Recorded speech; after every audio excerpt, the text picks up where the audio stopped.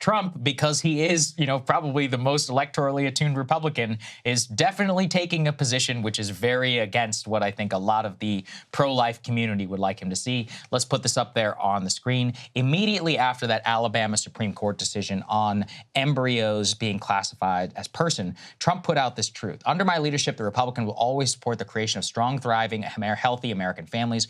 We want to make it easier for mothers and fathers to have babies, not harder. That includes supporting the availability of fertility treatments like IVF in every state in America. Like the overwhelming majority, all caps, including the vast majority of Republicans, conservatives, Christians, and pro-life Americans, I strongly support the availability of IVF for couples who are trying to have a precious baby. Today, I am calling on the Alabama legislature to act quickly to find an immediate solution to preserve the availability of IVF in Alabama. The Republican Party should always be on the side of the miracle of life, the side of mothers, fathers, and of their beautiful babies. IVF is an important part of that. Our great Republican Party will always be with you in your quest for the ultimate joy in life. So very politically attuned message there. And it's one where, look, 5-10 years ago, especially in the Bush era, 20 years ago, you could not imagine something like this. This was a country locked in a debate, which seems crazy now, about stem cell research. I mean, remember, these were huge things. The Terry Schiavo case. I mean, these captured the imagination. Now, not only do you have the Republican candidate for president, or likely, presumed, you also have the NRSC. This is the National Coalition to Re-elect Republican Senators, putting out a memo which was immediately leaked to the press. Let's put this up there. They say that the NRSC is specifically instructing its candidates to reject clearly and concisely all government attempts to restrict IVF. Key messages I will read here. Express support for IVF. Clearly state your support of IVF and fertility-related services, blessings for those seeking to have children. Highlight the importance of these treatments in fulfilling the dreams of countless families to conceive. Oppose restrictions on IVF. Publicly oppose any effort to restrict access to IVF and other fertility treatment, framing such opposition as a defense of family values and individual freedom, and campaign on increasing access, actually, to fertility treatments, including insurance coverage and support services. So I definitely get behind that, Krystal, but it does show really some of the Pandora's box that was opened up by Roe versus Wade. And I mean, I have a couple of minds of this, which is at a certain, I agree with all this. I obviously support IVF and all of that, but I was talking with some very conservative Christian friends of mine, and one of the points they made, which is that, if you really are a believer, like if you are, pro-life in the scriptural sense, like you're not supposed to make concessions. Like the whole point of that movement is we don't make concessions. We don't make political concessions. Like we wholly believe in this movement, and even if it's unpopular or whatever, they spent some 40-odd years crawling over broken glass to vote for people like Trump to get the Supreme Court to reverse their decision. So they're not exactly of the mind to make concessions for their beliefs, especially when they basically won one of the craziest victories in modern American politics. So I guess I have sympathy with them in that, the Republicans were definitely willing to use them for their votes, but now when it's very unpopular, they're being thrown under the bus per se. But obviously, I don't agree with them in the first place. So it's one of those where I don't feel bad for them at the same time. Well, it's just the pickle that they're in by signing a deal with these people. If life begins at conception. Right, exactly. And, which is what many of these Republicans have said they believe, then how are you going to have a carve-out for IVF? Exactly. I agree with you. If it begins at conception, it begins at conception. Mm-hmm. And the problem is, they've opened Pandora's box. They haven't thought through the consequences. It was all fine and good to say things like life begins at conception when there were no actual stakes. There were no women and families who were, trying to conceive and using IVF, something that is incredibly, normal and regular and accepted and popular in American society. Back when there were no stakes, it was okay to say things like that. Now they're having to deal with the logical outcomes of the positions that they have claimed to support over years. And so, when you have politicians like I saw Carrie Lake put on a similar statement of oh, I support IVF. You look at the comments below that, there are a lot of pissed off conservative activists who I think justifiably are that is inconsistent with what you people have been saying for years and years and years. Again, this is just the logical outcome of what they have claimed to believe. And it doesn't take a genius to see how wildly unpopular this position is. Put this up on the screen. This is a poll. You know, some of the polling was actually outlined in that NRSC memo. It's not like it takes a political genius here, but this poll says that only 7% of Americans believe that IVF should be more difficult. Only 10% of Republicans, by the way.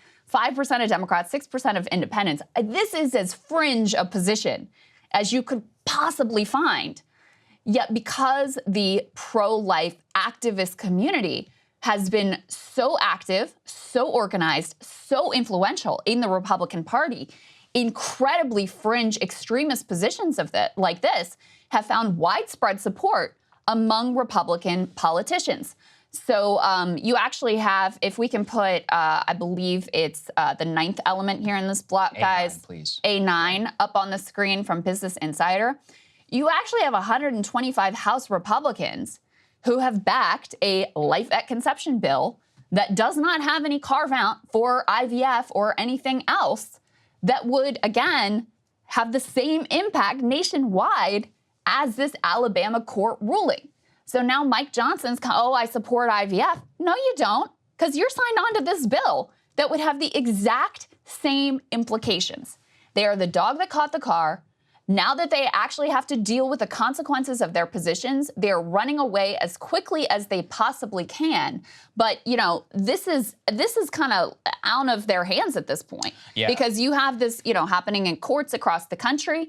The courts are ruling in line with what the legislatures passed before Roe versus Wade was overturned and, you know, enacting the logical extension of what these insane fringe policies ultimately were with really, and I don't want to lose sight of this isn't just about political gains, with really horrifying and traumatic results for women and families across the country. Yeah, let's put A11 up there just to show everybody the consequences, at least so far. You know, you have the major embryo shipping company is halting all of its business in Alabama. The 3 clinics which are in the state have all paused their care as they evaluate what the ruling means for their patients and for their legal liability. Now, as I understand it, what it comes down to is that the store of embryos and the legal liability that the clinics may incur as a result of this ruling make it such that doing business or operating it in the state could leave them potentially open in the event of an accident or something like that, in addition to storage,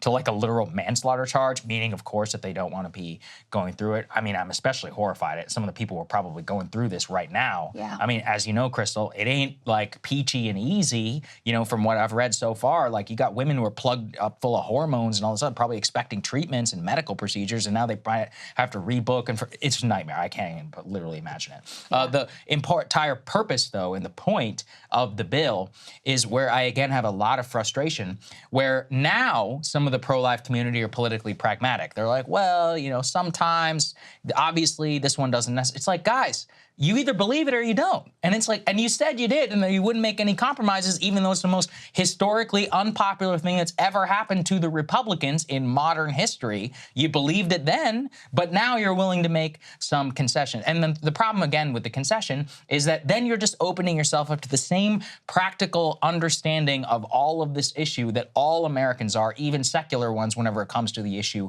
of abortion. And that, you know, is really what it really bothers me in terms of how it all works. You have, of course, you know, for the ones who are consistent, the Catholic Church is straight up against IVF. You know, so it's like, so which one is it? You know, or whenever in terms of what's consistent with the teachings and not. Once you open up your door to the political pragmatism, then you're in the same boat as people who are, quote unquote, reluctantly pro-choice, just because they understand that when you live in a dynamic society and all that, in terms of having choice and restricting access, et cetera, it's not always one that you can be 100% adherent to your principles. So anyway, that's kind of my major, you know, analysis of how here they're willing to be pragmatic. Yeah. But other times, never. Some of them, anyway. Yeah. Did you see Tuberville getting asked about this? What did he say? I know that he didn't have a response, basically, like short-circuited. And I think this is emblematic of the fact that, again, if you say life begins at conception, yes, I agree. Yes. Then this is the logical outcome of that belief. And so he was really sort of trapped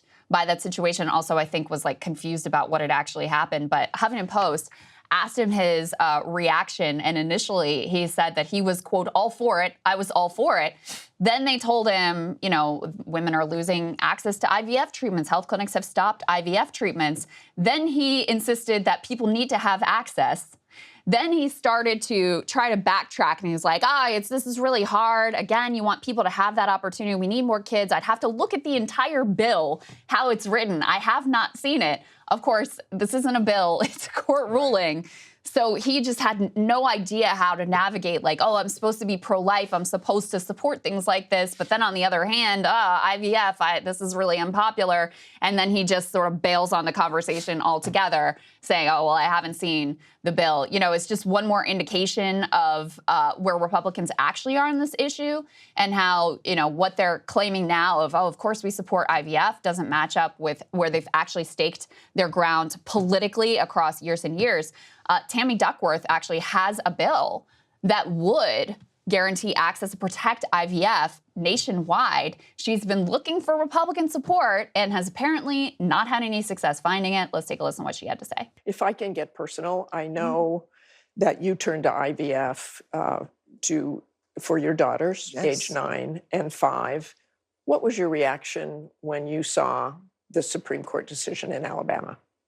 Not at all surprised, unfortunately. I've been talking about this 2018 when it was very clear that Republicans were working to eliminate women's reproductive rights. Well, the decision is very clear that a fertilized egg is a child, is a human being, which means that, for example, in my case, when we had 5 fertilized eggs and 3 were non-viable, when my doctor discarded those with my consent, that would be considered potentially manslaughter or murder. Basically, Republicans have put the rights of a fertilized egg over the rights of the woman. And that is not something that I think the American people agree with.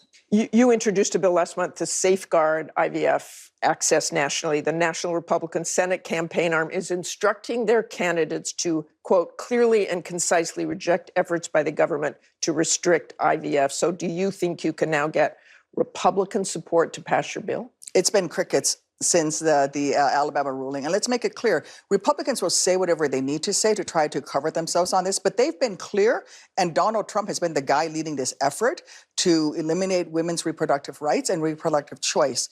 And so this is the next step. And by the way, not a single Republican has reached out to me on the bill. I've introduced a bill multiple times, now multiple Congresses.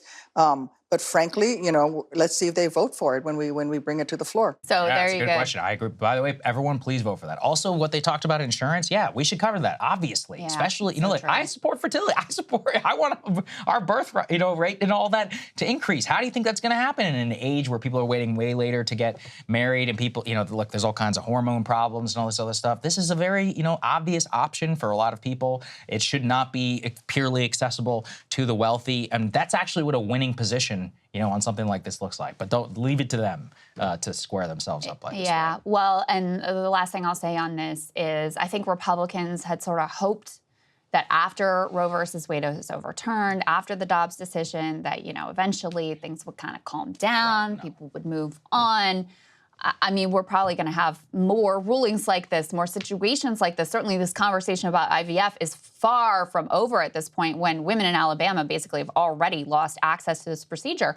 And there are other states around the country with very similar legislation on the books claiming that, you know, life begins at conception with the very same, you know, potential outcomes here. So this conversation is far from over, and Republicans are dramatically on the wrong side of public opinion in a way that, I mean, I don't think people can really wrap their heads around. No, you're right. I mean, this is like defund the police. And honestly, maybe worse. It's actually worse. Yeah, I mean, 7%. You're on the side of 7% who want to make IVF more difficult. That's where you are. Good luck. Hey guys, if you like that video, go to breakingpoints.com, become a premium subscriber, and help us build the best independent media organization on the planet. That's right. We're subscriber funded. We're building something new. We want to replace these failing mainstream media organizations. So again, to subscribe, it's breakingpoints.com.